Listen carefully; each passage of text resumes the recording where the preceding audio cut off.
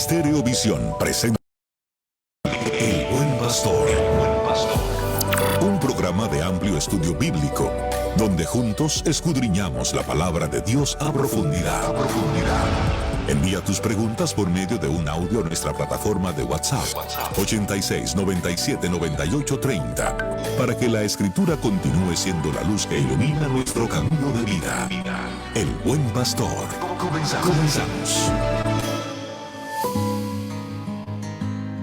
Un abrazo lleno de la paz del Señor, muchas bendiciones. Aquí estamos en El Buen Pastor, edición de hoy viernes, felices, contentos, agradecidos con esta oportunidad maravillosa que nos da el Señor.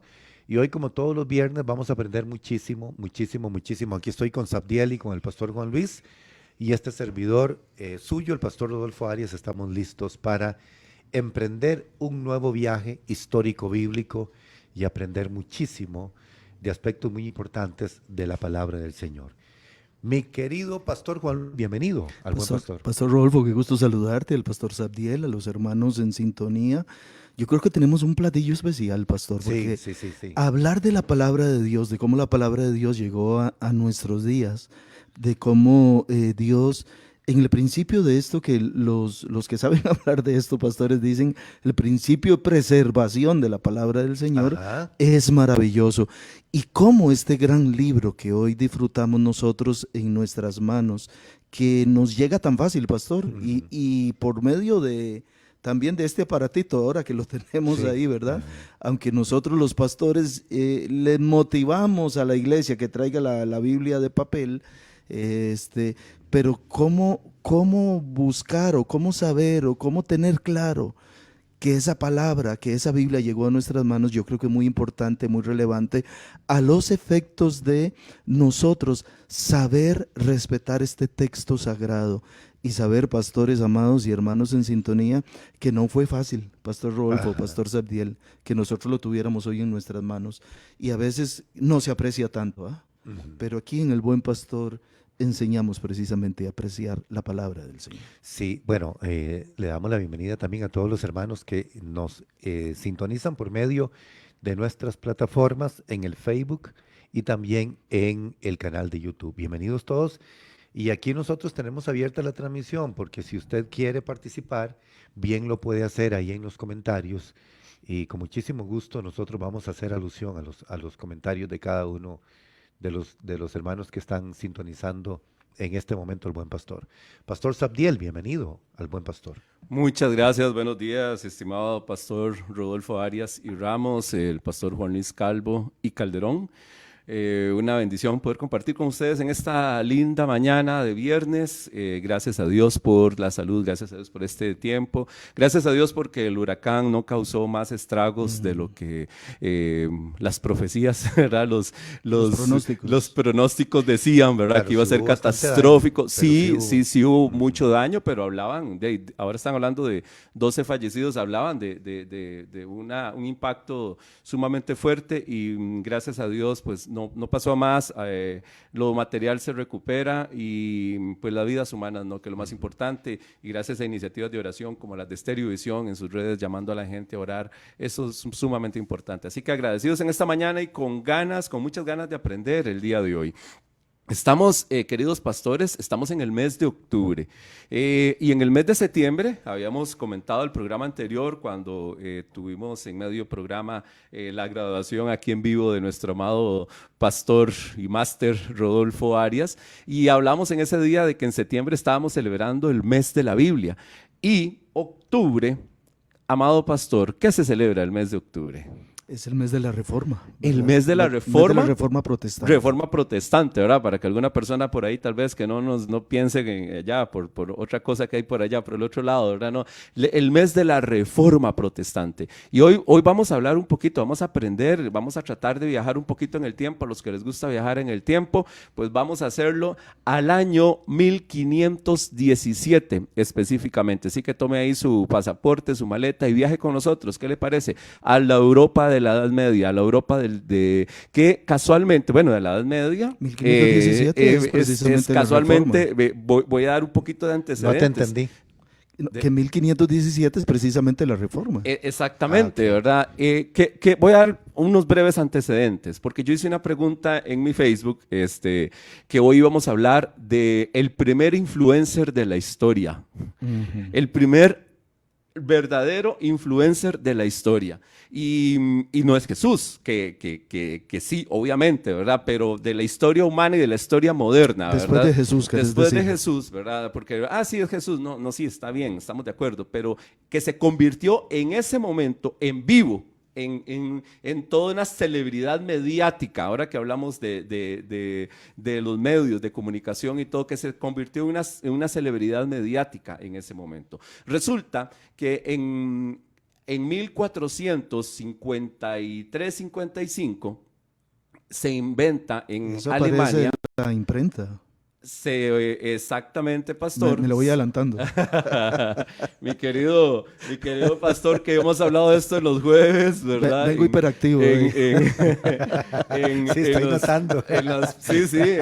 Entonces yo invito, bueno, dicho sea de paso, que a veces preguntan, ¿verdad? Invito a todas las personas que quieren, a pastores o líderes, en algún momento recibir algún curso, alguna charla, como con la iglesia del pastor Juan Luis Calvo, que tenemos 2 años de estar enseñando por la gracia y la misericordia de Dios sobre estos temas, y ha sido para mí muy enriquecedor. Así que pueden contactarme ahí al profesap@gmail.com o en Facebook, ZAB Mayorga, SAP Mayorga, y ahí podemos ser amigos en Facebook y podemos conversar acerca de eso. Bueno, en 1455 Gutenberg inventa la imprenta y imprime. ¿Cuál es el primer ejemplar que imprime Gutenberg? No, yo sé que es la Biblia. La Biblia en latín, hasta ese momento. ¿Qué es lo que pasa? Recordemos que hablamos la última clase que estuvimos, que más o menos en el siglo IV, 383-385, Jerónimo traduce la Biblia a latín, y es la Biblia que está en vigencia por 1000 años. Solo en latín. La Vulgata Latina. La Vulgata Latina. Pero ya 1000 años después, ya la gente no manejaba el latín como se manejaba al inicio. Ya la gente hablaba más sus idiomas regionales, o lo que se llama idiomas vernáculos, los idiomas nacionales, que el latín. Entonces, ¿qué es lo que está pasando? Y hay que decir que en todo ese periodo solo había una iglesia. Solo había No había imaginación, o no había en el imaginario colectivo que pudiera existir otra organización u otra iglesia cristiana. Existía otra vertiente cristiana. En el 1054, recordemos que sea el primer cisma de la iglesia, y las iglesias ortodoxas, las iglesias orientales, se separan de la rama principal del cristianismo o de la cristiandad, y son las iglesias que hoy están en Rusia, Ucrania, Bulgaria, Rumanía, Grecia, toda esta parte oriental de Europa. Las que usan patriarcados, ¿no? Es exactamente, las que no tienen una autoridad central como la Iglesia Católica Romana, es la Iglesia Ortodoxa, y ellos son esos señores que cristianos, no estamos hablando de judíos. Los judíos ortodoxos también visten de negro en memoria, en recordación, el luto por el templo, con una camisa blanca que habla de su pureza, pero esos son los judíos. Los cristianos ortodoxos son que andan unas túnicas negras, totalmente negros, y unas barbas también muy barbudos, así como vos, digamos, y un pirucho.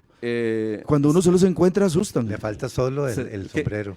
Lo podemos vestir de negro, Pastor Rodolfo, a ver cómo se nos vería. Y con sombrero, y yo le aseguro que lo veo allá en la sinagoga del Muro de los Lamentos, y creo que es. No, en la iglesia de la Natividad, que uno de las 4 religiones que se reúnen ahí es la ortodoxa.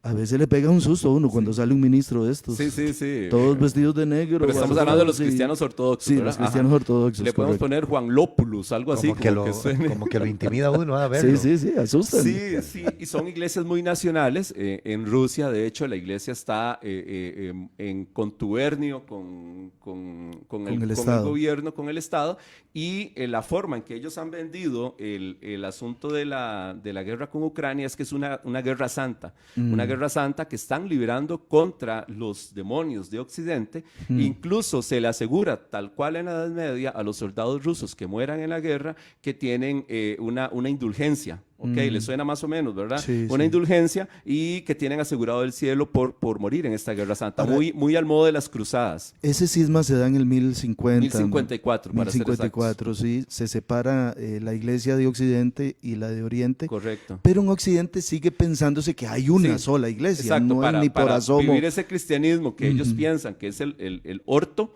de recto, correcto, como la ortodoncia, ¿verdad? Dientes rectos. Ortodoxia es creencias correctas. Para ellos son los verdaderos guardianes del cristianismo. Pero, como vos decís... Con su institución papal, perdón.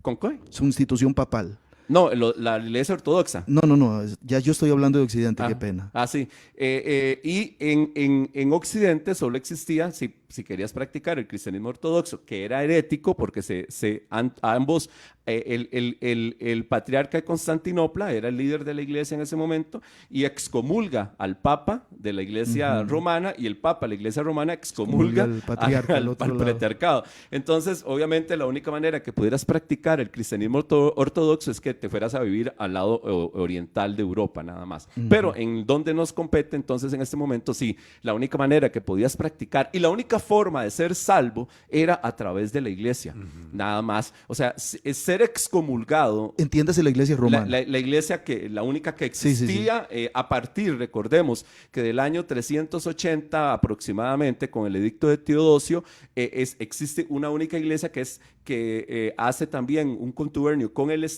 con el Imperio Romano y deja de ser en ese momento, digamos, la iglesia que era en los inicios, la iglesia primitiva, para convertirse en una iglesia institucional al servicio más del Estado que de otra cosa, ¿verdad? Eso no exime que hubieron muchos hombres, realmente hombres de Dios en ese periodo, pero la iglesia como institución ya no es la misma de la iglesia primitiva. Sí podemos establecer una diferencia en ese sentido.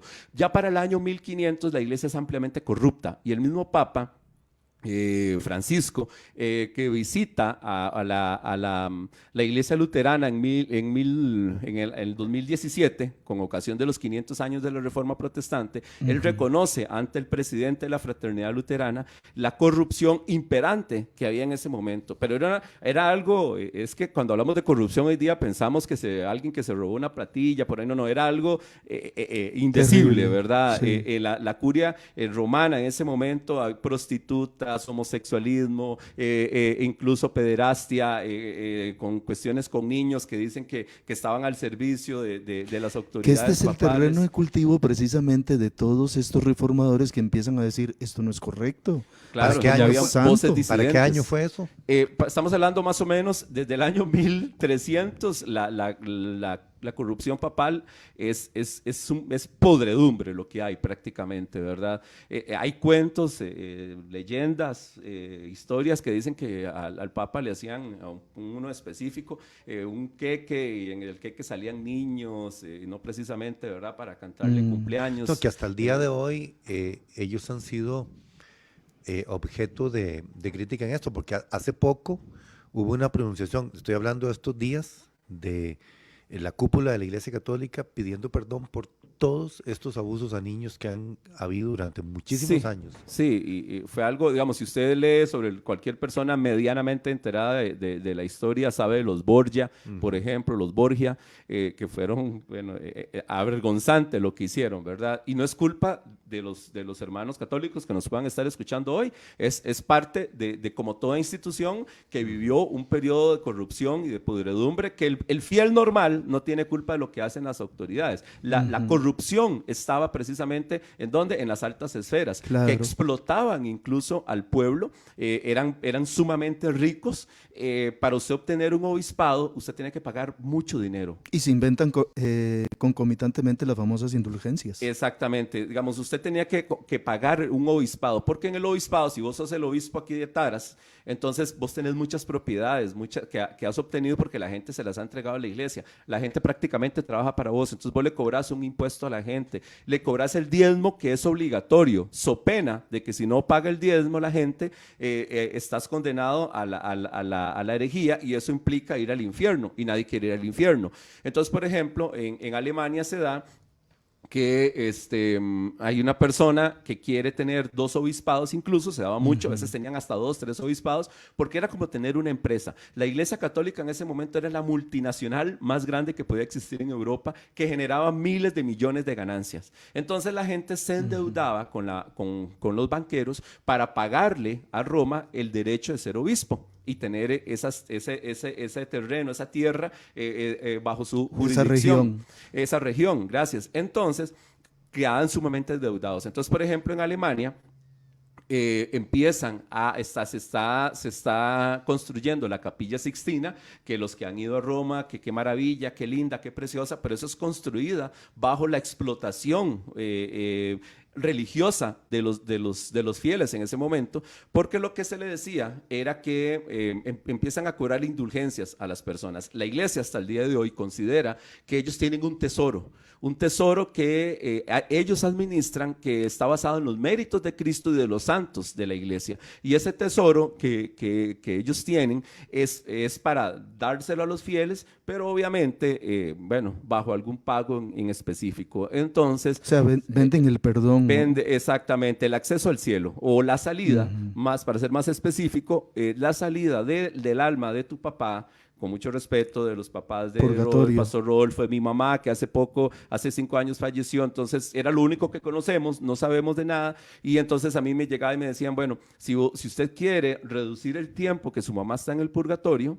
¿verdad? Eso le va a costar tanto dinero. Y incluso el dinero era cobrado. Doctrina totalmente teorética, claro, valga decir. Obviamente, era cobrado con base en los ingresos que la persona tenía. No era que, por decir el dinero de hoy, ¿verdad? Son 25,000 colones para tu mamá, para tu papá. No. Si vos tenías mayores ingresos, entonces lo veían más Costaba de platica. más. Entonces a mí me costaba 50,000 colones y a usted 500,000 pesos, ¿verdad? Entonces, así la gente obviamente contratan a un fraile que dicen que es el primer publicista que existe, que empieza a hacer hasta lo que podemos llamar hoy jingles, ¿verdad? Comerciales, spots publicitarios, y decía, en el momento que la moneda salta, el alma del purgatorio salta. El momento que la moneda canta, cuando cae en el ¿verdad? En el momento que la moneda canta, el alma del purgatorio salta. Entonces era muy pegajosa la frase, ¿verdad? Entonces, la mitad de lo que se recogía era para el obispo, para pagar su deuda con el banco, y la otra mitad iba para Roma, para construir la Capilla Sixtina, porque obviamente una obra monumental de ese tipo requiere muchos millones. Eso no cuesta $1,000,000 ni 2, cuesta muchos millones de plata, de dinero. Entonces, eso la gente no era que lo daba voluntariamente, sino que prácticamente era una manera de explotar a las personas. Entonces, es el contexto histórico, claro, porque nos ibas a llevar al 1455. Exacto. Entonces, se acaba la Edad Media ¿con qué? Con la invención de la imprenta, con la caída de Constantinopla. Hemos hablado de Constantinopla, que era el imperio romano de Oriente, que llegan los musulmanes, los otomanos, y conquistan Constantinopla en 1453. Mucha gente huye, muchos eruditos, muchos pensadores huyen de Constantinopla y se van para Europa, y llegan con rollos que en Europa, en Italia, en Florencia, en Venecia, no sabía que existían, en España no sabían que existían esos rollos, y se toda una literatura nueva. Un interés por volver al conocimiento antiguo y volver a los idiomas originales. Algunos dicen que ahí acaba la Edad Media, otros dicen que la Edad Media acaba con el descubrimiento de América en 1492, pero si bien es cierto es que en 1482, 10 años antes del descubrimiento de América, nace un hombre en Alemania que es considerado también el primer objetor de conciencia, la persona que cambia el pensamiento en el occidente, el pensamiento cristiano. Los historiadores modernos dicen que hay un antes y un después en la historia moderna de Europa y en la historia del cristianismo, después de la aparición en escena de este hombre. Y este hombre que estamos hablando, obviamente ya la mayoría saben, es aquel que dice la historia que en 1517, harto de los abusos de la iglesia, harto de que estuvieran explotando a su pueblo alemán, harto de que se estuvieran manipulando las escrituras, harto de que la gente no tuviera las escrituras en su idioma, el mismo Papa dice en 2017, cuando visita a la iglesia luterana en Suecia, dice: él acerca la Biblia a la gente. Y eso es interesantísimo. Ese reconocimiento también que hace el Papa de cómo él acerca la Biblia a las personas. Estamos hablando, obviamente, de que esta persona, según cuenta la historia, hay otras versiones diferentes, pero según cuenta la historia normativa, él en 1517, como se acostumbraba en la época, no era nada nuevo, era la forma, era el muro, el Facebook de las personas. ¿Qué haces vos hoy día cuando querés informarle de algo a tu audiencia, verdad? Como lo hicimos hace 15 días, Lo ¿verdad? postea. ¿Perdón? Lo postea. Lo posteas, ¿verdad? O sea, lo agarras y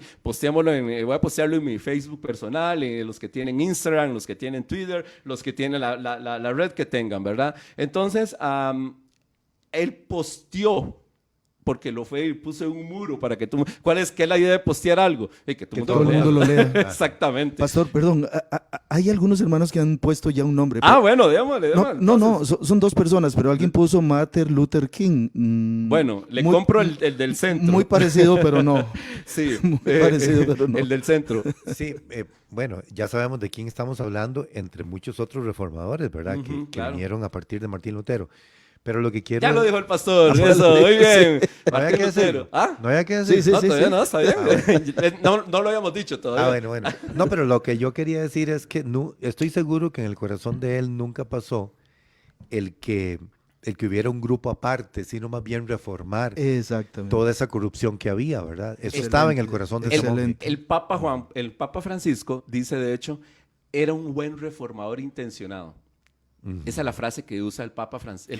Lo que pasa es que él se estaba enfrentando a toda una estructura, no era simplemente un movimiento, sino era una estructura. Y un negocio. Es que hubo reformadores previos, y si aquí tuvimos más tiempo, como lo hemos hecho en las clases en la iglesia del pastor Juan Luis, donde vimos desde Pedro Baldó, más o menos en el año 1200 antes de Cristo, Wycliffe en Inglaterra, John Hus en Checoslovaquia, Zwinglio en Suiza. Hubo otros reformadores previos, pero el impacto de Martín Lutero puede hacer que sea resultado de todos estos reformadores previos. Bueno, Erasmo de Rotterdam, no podemos pasarlo por alto, porque Erasmo, el primer humanista, el creador del humanismo de ese momento, porque dejamos la Edad Media, salimos de la Edad Media y entramos ¿a qué? Al Renacimiento.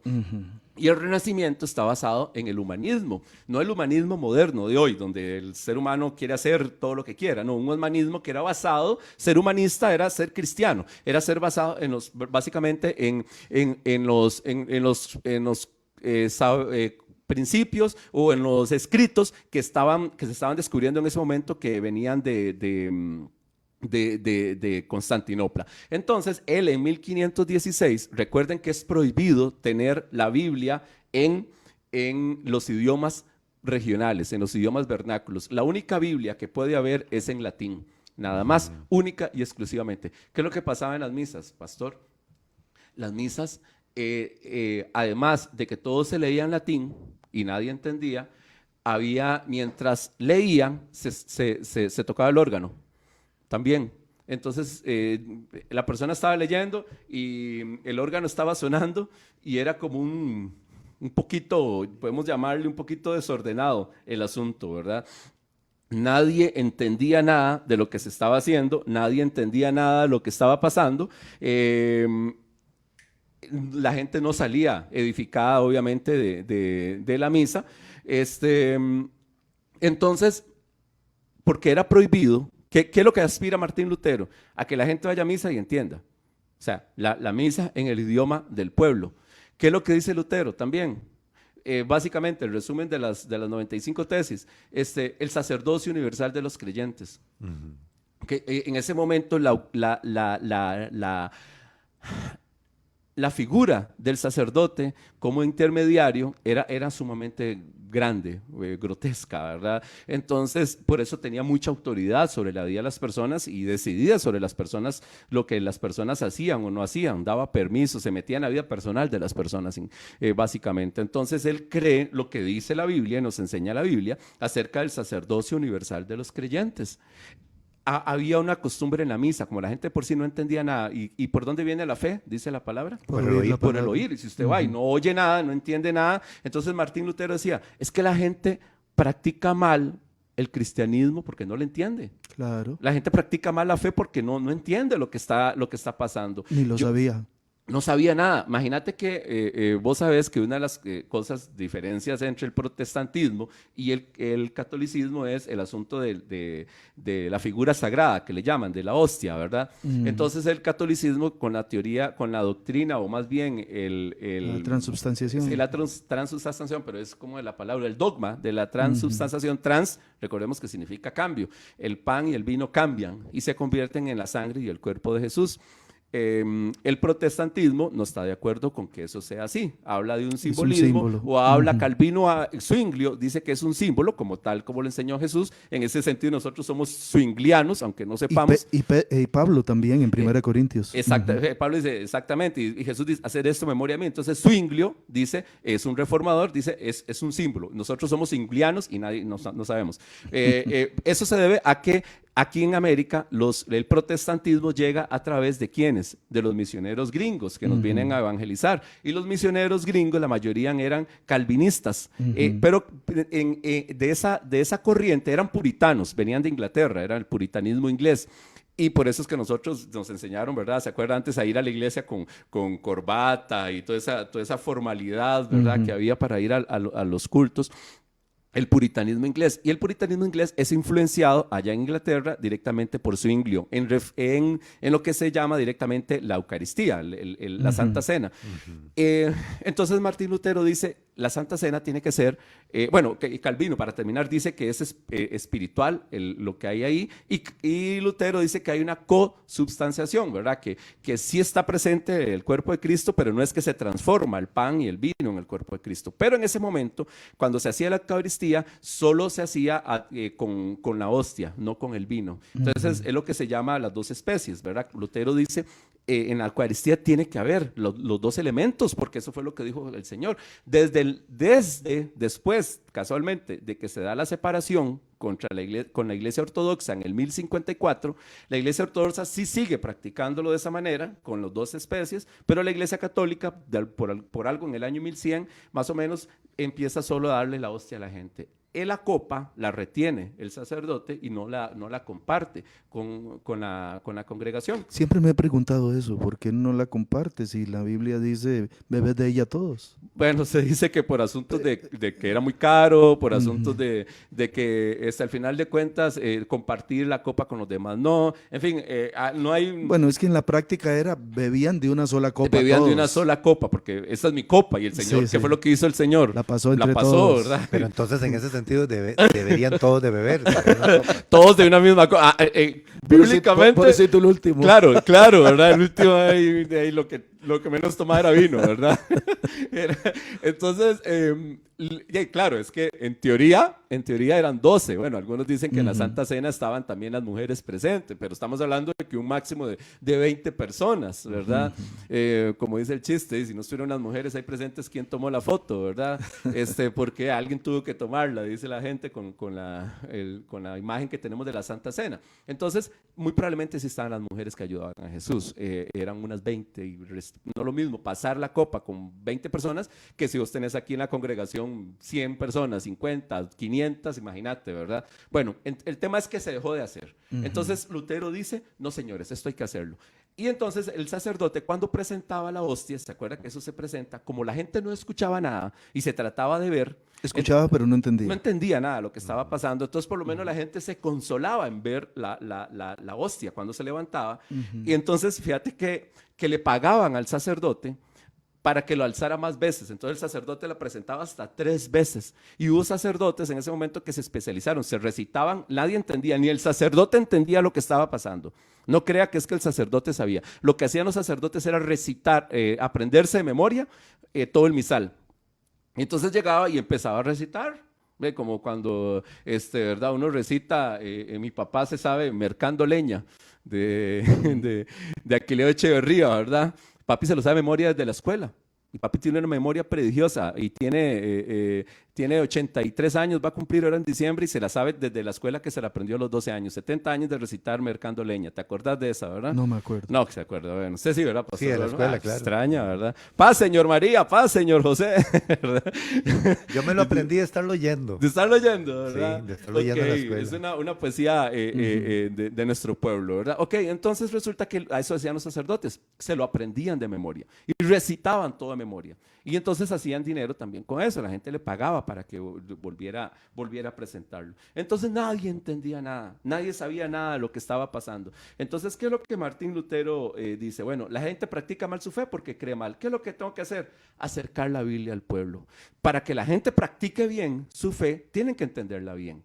Y a pesar de que era prohibido traducir la Biblia al español, entonces al idioma vernáculo, ¿verdad? En este caso el alemán, Martín Lutero en 1534 traduce la Biblia al alemán. Pero no es que solo la traduce, es que es una obra de arte en alemán. De hecho, es a la base que no hubiera sido posible sin Gutenberg, que ahí fue donde empezaste. Sí, no hubiera sido posible sin Gutenberg, que no hubiera sido posible sin la traducción de Erasmo de Rotterdam en 1516 del Nuevo Testamento al griego, el famoso Textus Receptus que se llama, que es el primero que se hace esa traducción, y él va a las fuentes originales, que era lo que se estaba haciendo en ese momento, al hebreo, y traduce directamente esta Biblia, y dicen que es una joya. Yo no entiendo alemán nada, ¿verdad? Pero solo sé decir Herr Rodolfo, pero de ahí, bueno, de hecho la esposa de Lutero le decía a Lutero, Herr Lutero, señor Lutero, pero con cariño, dice que lo trataba la Catalina, la esposa de Lutero. Y él traduce la Biblia al alemán, y eso, además de que traduce la Biblia al alemán, y se empiezan a imprimir Biblias, ahora sí en alemán, él imprime, dicen... Y también panfletitos. Panfletos, dicen que más o menos a páginas de hoy, que en ese más, dicen que eran como unas 80, 100 mil páginas en su totalidad lo que Lutero produjo en ese momento. Y las imprentas empezaban a tirar y a tirar. Dicen que del 1500 a 1530, el 20% de la literatura que circulaba en Alemania tenía un sello, y era Martín Lutero. Como dijo la querida hermana, Martin Luther King es un pastor bautista estadounidense de los años 60 que abogó por los derechos civiles de los negros. Muy probablemente los papás le pusieron así en honor a Martín Lutero, pero no hay que confundir a Martin Luther King, el estadounidense, el negro, con Martín Lutero. Que el apellido de él, el papá se llamaba Luther, el apellido era Luther. Pero él lo cambia a Luterius, que significa hombre libre, y al final termina en Luther. Y él, por eso tal vez Martin Luther King también, coincidentemente, ¿verdad? Tiene que ver con el asunto de la libertad. Eso significa Luther en alemán, en latín. Resulta que Martín Lutero ingresa a la universidad, es hijo de unos mineros, un minero que él quiere que su hijo aprenda y defienda los intereses de su empresa. Y vamos a ver si usted sabe, ¿qué empezó a estudiar? ¿Qué cree usted que empezó a estudiar Martín Lutero? Seguramente tuvo que haber estudiado Derecho. No, a eso estaba medio torcido, pero también. Pero sí, él empezó a estudiar Derecho, es que se me cayó esto, perdón. Empezó a estudiar Derecho y dicen que era así como ustedes dos. Yo estoy aquí al frente de dos abogados, hermano. Voy a contar algo como nota al pie. Es la aspiración por ejemplo, era la aspiración de mi papá. Nosotros éramos vendedores ambulantes y que estudiara Derecho para defendernos de los atropellos que sufríamos por parte de las autoridades municipales y todo esto. Bueno, entonces su papá pensaba igual que el papá de Martín Exactamente, Lutero. Exactamente, ahí me llama la atención lo que estás contando. ¿Cómo te llamas vos? Ah, no, Martín, sos vos. No, también yo. ¡Ay! Los dos soy Sí, me confundí.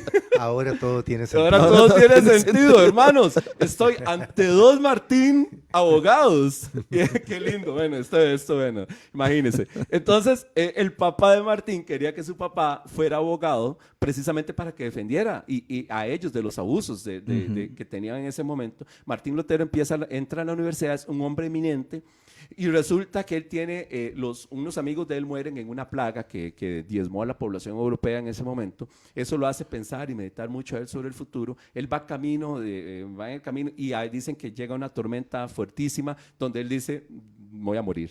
Y entonces él dice, si salgo vivo de esto, voy a meterme, voy a ser un hombre consagra religión, su vida a Dios. ¿verdad? Voy a ser un hombre de fe. y salió vivo de eso. Y en ese tiempo las promesas se cumplían, ¿verdad? Y Martín Lutero dice, salgo de la universidad y me voy a ir a un monasterio, que era lo que había en ese momento para estudiar la palabra. Y entonces el papá, eso fue una vergüenza para el papá. Los amigos decían, ¿cómo te vas a salir si sos de nosotros? De aquí, los aspirantes a abogados, vos sos el más... El más carga. ¿Qué es? ¿Cómo te vas a ir? Y él dice... Hice Yo una hice una promesa. promesa a Dios y la tengo que cumplir. Y se fue y se internó. Y Martín Lutero dice después, mi papá no sabía que cambiar mi profesión de abogado a fraile le iba a dar más honor y vergüenza, ¿verdad? Al apellido. Que si yo hubiera seguido estudiando abogado. ¿Qué hubiera sido de Martín Lutero si hubiera sido un abogado? Bueno, muy probablemente un buen abogado, pero hubiera sido un abogado tal vez muy eminente, pero ahí llegó. Pero Dios usó esa determinación de Martín Lutero para cambiar la historia de la humanidad. Usted y yo estamos aquí sentados en esta mañana, estamos aquí frente a este micrófono, usted nos está escuchando, porque un hombre ya en 1517, como dijo el pastor ahora, Rodolfo, se decidió a enfrentar a la organización más grande y poderosa en ese momento, a costa de su propia vida, a costa de que sabía que de hecho fue excomulgado por el Papa León X, fue excomulgado, le dieron una bula papal, y él, ¿sabe qué hizo con la bula? ¿Qué es una bula primero? Es un documento, gracias, es un documento legal papal, ¿verdad? Que tiene autoridad en el lugar donde esté, porque el Papa tenía autoridad sobre todos estos territorios. Recordemos que en ese momento Alemania estaba bajo el dominio del Sacro Imperio Romano Germánico. El emperador de este imperio es Carlos V, que a su vez es Carlos I de España también, que es bendecido, ungido, entre comillas, ¿verdad? Bendecido por el Papa. Y a su vez, el emperador es el soporte militar del Papa también, y es el que también autoriza al Papa. Entonces, alguien diría un concubinato escandaloso entre Estado e Iglesia. Las dos espadas que se llaman, ¿verdad? En la historia. Entonces, obviamente entre los dos se apoyaban, y Carlos V era no solo eso, para que usted me entienda lo que está pasando en ese momento, para que podamos ubicarnos, Carlos V era nieto de Isabel la Católica, que había jurado que ella iba a expulsar de sus territorios la herejía protestante. Ok, y Carlos V entonces es heredero de todo ese fervor religioso de sus abuelos, Isabel y Fernando, y entonces por ende es un católico ferviente. Que esa expulsión lleva expulsión de los moros, árabes, de los judíos. En también. 1492 se expulsa, todo bajo un edicto, se expulsa a todos los judíos que no se conviertan al cristianismo, son expulsados y casualmente, ¿hoy qué es? Voy a traerlo otra vez. Mañana, perdón, nada más, mañana es 12, yo escribí esto hace poco en Facebook, por eso le invito a los hermanos. Dicen las revisiones modernas que Cristóbal Colón, de hecho, era judío. No, ahí iba yo, a Cristóbal Colón. Mañana que celebramos el encuentro de las culturas, ¿verdad? Dicen que Cristóbal Colón, ¿no te llamas Cristóbal también? No. Dicen que Cristóbal Colón era judío, criptojudío, que le llaman, que practicaba el judaísmo, y no nos da tiempo aquí para hablar del por qué, investiguen, otro día podemos hablar, practicaba el judaísmo en forma secreta, solapada. Escondido. Se han encontrado algunas frases que él da en las cartas a su hijo Diego, por eso creen que él era judío. Voy a traerte el hilo otra vez. La bula papal, que era un documento legal que contenía que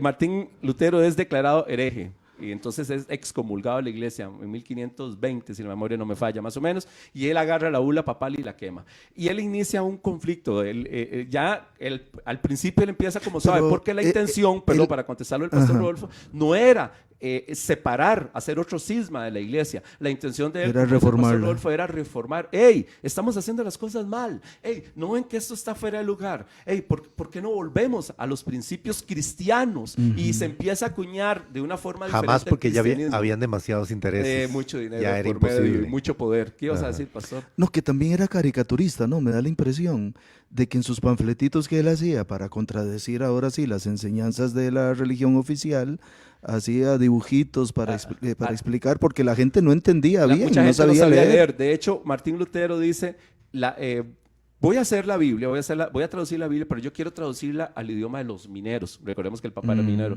Al idioma del campesino, al idioma del ama de casa, al idioma de los niños, que la gente lo entienda. Y se jala esa monumental obra que dicen que es la Biblia alemana, que marca un antes y después Sí existen copias. Sí, sí, claro, sí. Okay. Y él, entonces, ¿cómo se llama? Él traduce para que la gente pueda entender y dice, y así es la manera en que la gente puede aprender a leer.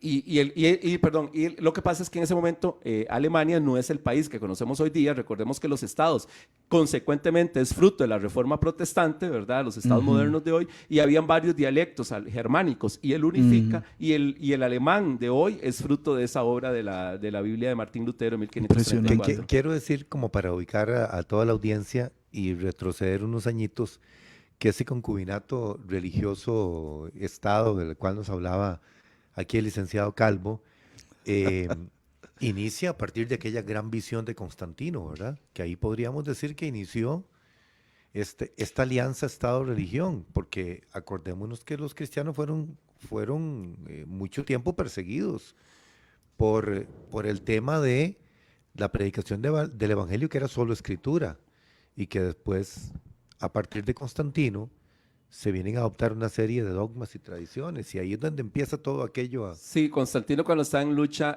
por unificar el imperio en ese momento, hay otro aspirante a ser emperador, entonces él dice que ve una visión donde en el cielo que dice, con esta cruz vencerás, ¿verdad? Que es el emblema de la Iglesia Católica hasta el día de hoy. Y de hecho va a la batalla más motivado, más animado y vence. Entonces a partir de ahí es donde ya la iglesia deja de ser perseguida, como ha sido por ejemplo, cuando se escribe el Apocalipsis, están bajo una persecución tremenda, ¿verdad? Y el mismo Tito que destruyó el templo persigue a los cristianos, incluso también en Roma. Entonces ya las persecuciones terminan, los cristianos son tolerados, pero después de ser tolerados y aceptados pasa a ser la religión oficial. Y todos los templos... ¿Cómo para qué año estamos hablando? 380 más o menos. Sí, entonces el tiempo de la reforma vino muchísimos años muchísimo después. 11 claro, siglos casi. Sí, correcto. Entonces por eso te digo, ya habían pasado muchas cosas a partir de ese momento.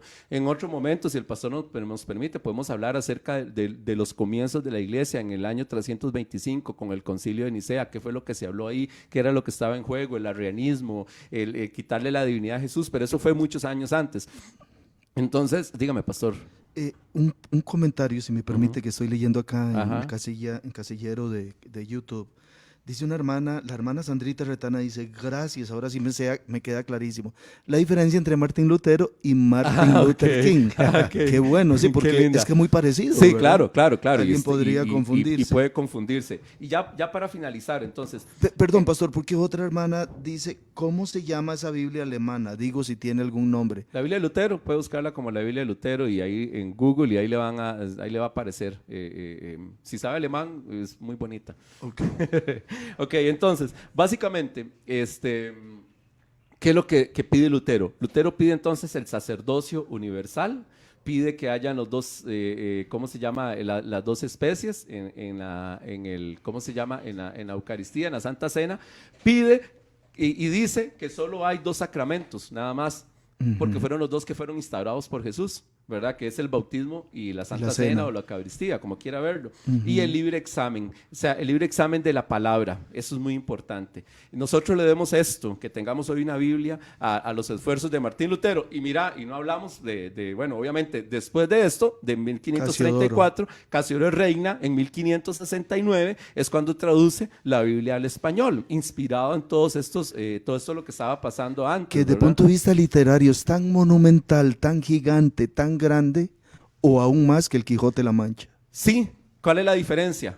¿Qué fue lo que pasó con Casiodoro Reina, que traduce la Biblia al español? Que Martín Lutero está en Alemania, está dentro de Alemania y usa la Biblia al alemán para enseñarle a la gente a leer. Y la gente aprende a leer y aprende a leer con la Biblia. Y los niveles de alfabetización aumentan considerablemente en Alemania. Claro. Y por eso Alemania se convierte en un motor hay un desarrollo también. Dicen, te voy a contar así rápidamente, los famosos relojes suizos, eso es fruto de la Reforma Protestante, porque dice que había unos orfebres tan especializados en que hacían imágenes y todo esto. Y bueno, llega la Reforma Protestante, se elimina todo y le preguntan a Calvino, ¿verdad? En Ginebra, ¿y ahora qué hacemos? Hagan relojes. Y ahí nacen esos relojes suizos tan precisos que tienen esa fama. Es fruto de la Reforma Protestante. Es fruto de la Reforma Protestante, dicen algunos, para contestar su pregunta, los cartoons, ¿verdad? Porque Martín Lutero usaba mucho las imágenes y es fruto de Martín Lutero la liturgia, los signos, porque lo que se cantaba no tenía sentido. Martín Lutero es uno de los que más signos escribió, y nosotros hoy que cantamos y tenemos esos signos somos frutos como el famoso, el famoso himno de Martín Lutero, de Castillo fuerte es nuestro Dios, ¿verdad? Entonces, no sabemos, es que no tenemos, y no tenemos tiempo aquí, son 52 minutos para hablar de todo lo que Martín Lutero hizo, que somos frutos nosotros hoy día de todas esas acciones que él tomó en su momento. En España, Cassiodoro Reina, él traduce al español y se imprime en Suiza. Porque en España, recuerdo que en ese momento el hijo de Felipe II, el hijo de Carlos V, no permitía que entrara literatura, la Biblia, traducida al español a España. Cassiodoro Reina, y ahí es donde ahora sí, pastor, con lo que hablamos la vez pasada, Cassiodoro Reina se inspira porque Juliancillo, ¿se acuerdan? Julián es el que lleva escondidos de contrabando a España los tratados de Martín Lutero, ahora sí impresos, y toda la literatura. Julianillo. Julianillo, gracias, pastor, que están todas. Julianillo, me sonó raro, Julianillo lleva la literatura de contrabando y la lleva hasta el monasterio donde está Cassiodoro Reina. Y él dice, yo quiero también que mi gente tenga la Biblia al español. Antes de irnos, ¿puedes explicarle a la gente cómo hacía Julianillo para trasegar estos panfletos? ¿En qué los trasegaba? ¿Cómo los hacía? Mira qué interesante. En barricas o en toneles de vino. Entonces él le hacía un doble fondo. Le hacía un doble fondo. Y claro, ellos se asomaban, veían vino ahí, ¿verdad? Y era casi... Abajo venían los... ¿Sí? Abajo le hacía un doble fondo y él llevaba los tratados de Martín Lutero y las Biblias que había traducido que había en español Francisco de Encinas, y las llevaba ahí escondidas. Y la gente en España llegaba a literatura y no sabían cómo era que estaba llegando. O sea ahí. que la época de la Reforma fue un tiempo de mucho alumbramiento también, ¿verdad? ¿Fue de mucho qué, perdón? De alumbramiento, de entendimiento, Claro. Porque además de la alfabetización, la gente como que reaccionó, ¿verdad? Claro, es que, pastor, imagínate que vos no entendés nada. Vamos cerrando. Los mismos clérigos no entendían nada de lo que estaba pasando. Y de un momento a otro empezás a entender la Biblia, te empieza a llegar literatura en tu idioma. Ajá. Eso produce una revolución. Yo siempre he pensado que un avivamiento, si que no hubiera existido el Renacimiento si no hay reforma. Correcto. Así que gracias a Martín Lutero. Otro día podemos hablar más de lo que él hizo. Gracias a Cassiodoro Reina. Y para terminar, nada más que no te termine, en España no hubo alfabetización. La alfabetización quedó muy rezagada porque ellos no usaron la Biblia para enseñar a la gente a leer, como si fue en Alemania. Así que bueno, y todo esto que Martín Lutero pidió, la iglesia lo autorizó o lo oficializó apenas en el Concilio Vaticano II en 1960, que hoy muchas de esas cosas sí son realidad. Imagínense lo visionario que fue Martín Lutero en su momento. Buenísimo. Aprendimos mucho, ¿verdad? Muy bien, llegamos al final de El Buen Pastor. Gracias por la sintonía. Seguiremos, si Dios quiere, todavía, como un amigo mío dice, nos queda un cachito todavía de programa, un poquitito para decirle nada más, mi querido pastor. Es que a mí se me pegan los dichos de los amigos. Vamos a seguir, si Dios quiere, el próximo viernes con las plagas. Ok. Sí, señor. Ok, perfecto. Para terminar el tema también que hemos dejado por ahí pendiente, claro. Que alguien lo dijo aquí, vuelvan a las plagas. Sí, pero te voy a decir una cosa. Hay que aprovechar coyunturas, ¿verdad? Sí, lo que pasa es que este tema, si uno quisiera seguir... Pastor, es que lo que vimos fue así...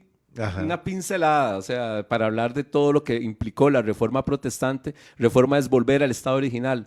Lo que implicó la Reforma Protestante, nos teníamos que llevar bien 3, 4 programas y aún así no abarcamos. Es maravilloso conocer de dónde venimos, que no lo vimos. ¿Por qué nos llamamos protestantes? Ajá. 1526 le dan la autorización para que los príncipes que apoyan a Lutero compartan su fe. 1529 en la Dieta de Spira, el emperador Carlos V dice que no, les revoca esos derechos y los príncipes que estaban apoyando a Lutero protestan ante el emperador Carlos V por esa decisión de que le revocaron esos derechos y ahí, desde 1529 en la Dieta Spira, nos llamamos orgullosamente protestantes. Muy bien. Gracias a todo el pueblo del Señor. Seguiremos, si Dios quiere, el próximo viernes en una audición similar a esta. Muchas gracias, muchas bendiciones y siempre firmes y adelante es La orden del Señor. Parte de mí, me escudriñas hasta descubrir. Estereovisión presentó El Buen Pastor. El Buen Pastor. Te esperamos en la próxima ocasión para continuar estudiando juntos la palabra de Dios. Escúchanos de lunes a viernes a las 11 de la mañana y en